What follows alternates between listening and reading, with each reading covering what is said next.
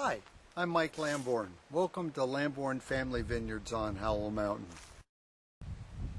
Hey, you're looking at a very typical Howell Mountain morning. The fog is the dominant factor in the valleys below.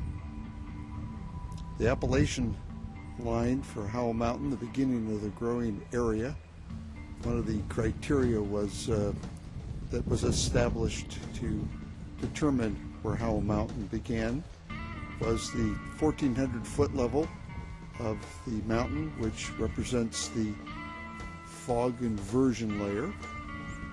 So this is one of the key factors you're looking at here that separates valley fruit and valley growers from mountain growers.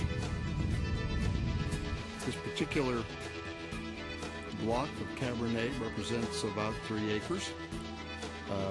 The upper half is planted to clone 337, and the lower half, about 50%, is clone 007. The two fruit clones of Cabernet Sauvignon make an excellent combination together. They work very well. In the later part of the season, you can see a little bit of color stress in some of the leaves on the vine. We will be going through the vineyard here to remove these dry, crinkly leaves so that they do not get into the picking bins and into the wine.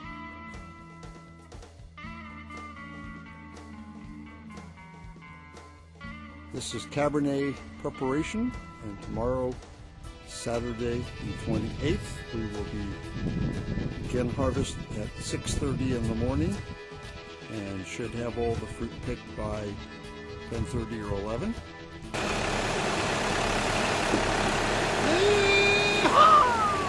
Now that is the official start of picking.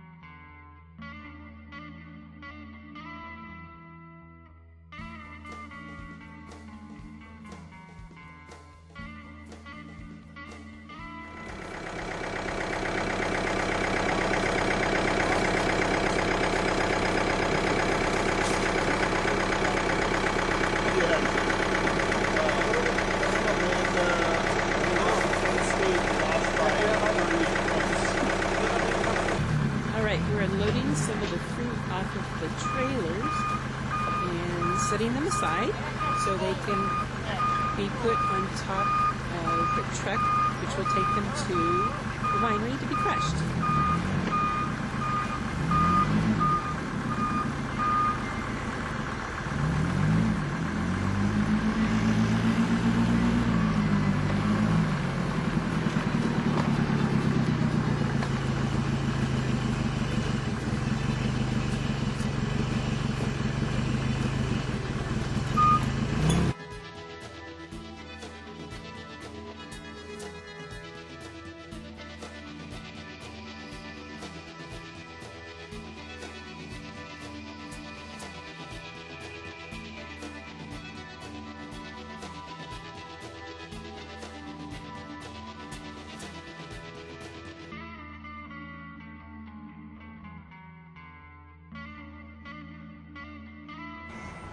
We are now at the Napa Wine Company, where the grapes will be crushed.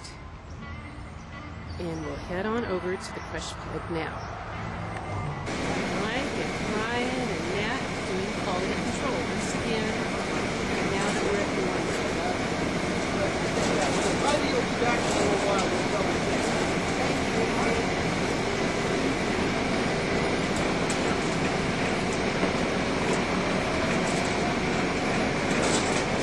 So, go through once more, making sure all the leaves and whatever else gets in there, rocks, cake, you never know.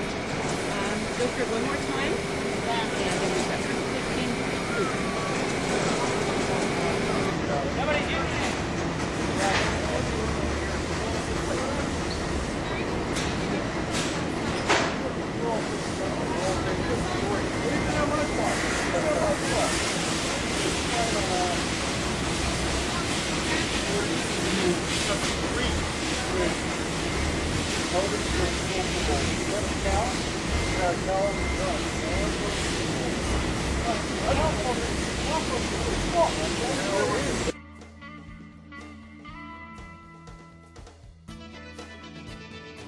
So here we have the Zinfandel vines. As I mentioned, they've been harvested. You can find an occasional cluster of second crop or maybe even third crop hanging around. We try to eliminate as much of that as we can, but there's always some that you overlook. You'll also notice that we are irrigating, post-harvest irrigation, which helps the vines sort of get strong before the dormancy period begins.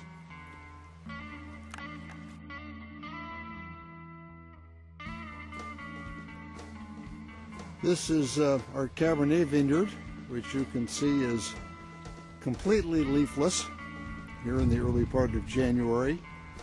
Probably has been leafless for the last 4 weeks, 3 to 4 weeks. We pick earlier than most of the valley, and we lose our leaves earlier than most of the valley. So we're now moving trellis wires, opening up these wires so that the crew can prune with ease. This is sort of a laborious job, going to each one of these posts and moving the wire out of the little groove.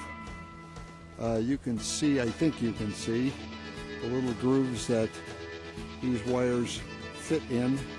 And then when in the spring they get a little bit, the canes get a little taller, we'll move these wires back out in each direction from the center to open up the middle of the canopy to the sunshine. As you can imagine, when the pruning is completed, there's a lot of wood to dispose of, and most of that wood, if not all, will be chipped rather than burnt. That's a new thing we're doing to try to continue to improve the ecology of our operation. After pruning has been completed, we carry the pruning wood, the old canes, down to the end of the vine rows, where we will eventually come through and chip them into mulch. We used to burn, but burning is no longer an attractive means of disposal, and so chipping is the preferred method, and the chipping material can be used for covering the vine avenues. So tying the cut, trimmed, pruned vines to the wire with the green tie tape. Put everything back together after pruning. These are going to be the new cordons. So anyway, you can see we're starting to get a little bit of opening. I can see just a little bit of a green margin on that leaf. So it won't be long before we're cooking. As you can see, we've recently mowed the grass, and this thatch, this dead stuff, will disintegrate, biodegrade, go back into the soil and act as a nutrient builder. By doing this and not disturbing the soil, we can prevent further erosion from occurring. So this is completed, and we'll have to do this probably 2 times more before the summer temperatures really engage and keep this stuff from growing more. Vines are now starting to break bud. They haven't gone very far, but we've got a little bit of rollout, and with a little more summer weather, we should be able to get some good growth here very, very soon.